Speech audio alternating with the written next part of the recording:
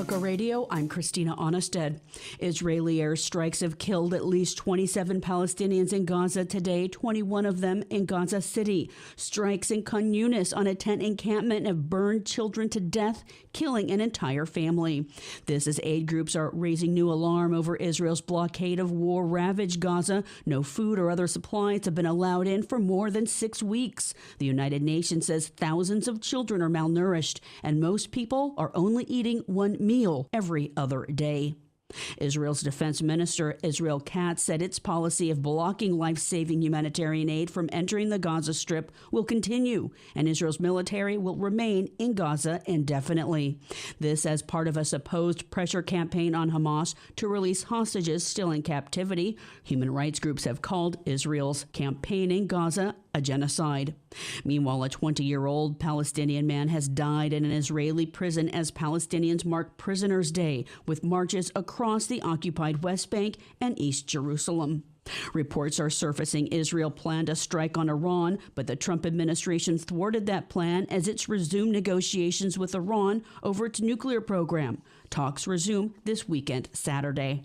President Donald Trump is hinting at firing Federal Reserve Chair Jerome Powell, saying his termination cannot come fast enough after Powell warned Trump's tariffs will lead to greater inflation, speaking in Chicago Wednesday. The level of tariff increases announced so far is significantly larger than anticipated, and the same is likely to be true of the economic effects, which will include higher inflation and slower growth. Powell, who was appointed by Trump in 2017, said the Fed is seeking greater clarity on the impact of changes in areas such as immigration, taxation, regulation, and tariffs before making the move on interest rates. His term expires next year. A federal judge says he's found probable cause to hold President Donald Trump's administration in criminal contempt of court for violating his orders to turn around planes carrying deportees to El Salvador. District Judge James E. Boasberg warned he could refer the matter for prosecution if the administration does not purge its contempt by returning to U.S. custody those who were deported to El Salvador to a prison in violation of his order that they be given due process, the ability to challenge their removability.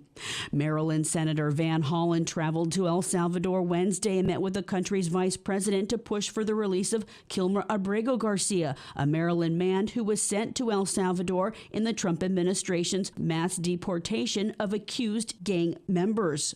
This despite an immigration court order prevented his deportation, and an immigration judge's ruling years ago said it would put his life in danger if he was returned to El Salvador, his home country. The Trump administration is lying about Abrego Garcia. The administration has claimed Abrego Garcia is a gang member. Van Hollen says a judge recently dismissed those claims, and El Salvador has no evidence of such claims. I'm asking President Bukele, under his authority as president of El Salvador, to do the right thing and allow Mr. Abrego Garcia to walk out of a prison, a man who's charged with no crime, convicted of no crime, and who was illegally abducted from the United States. He said when asked why Abrego Garcia remains in prison, El Salvador's vice president said because the Trump administration is paying them to. The administration's paying El Salvador $6 million to imprison some 250 accused migrant gang members deported to the country without due process.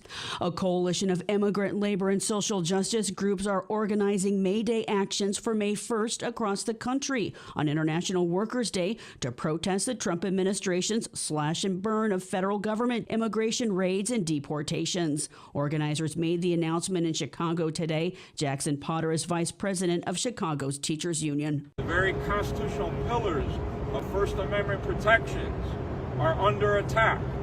And so it is incumbent upon everybody who cares about freedom of speech, immigrant rights, workers' rights, civil rights, to show up and show out on May 1st.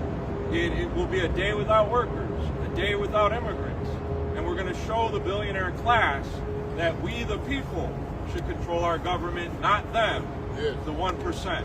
Organizers say actions are planned in at least 40 states and 170 locations. Crews are working to restore power to Puerto Rico after a blackout across the entire island affected the main airport and several hospitals, leaving 1.4 million customers without electricity and more than 400,000 without water. 47% had power back on as of this morning.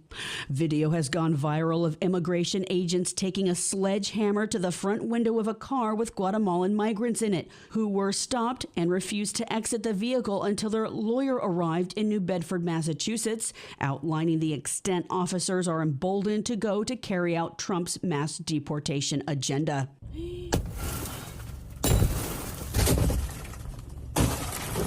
Juan and Mary Lou Melendez are beneficiaries of an asylum program for Guatemalan immigrants escaping persecution. They have one child together. They say they were misidentified and pulled out violently from the car. The man has been detained.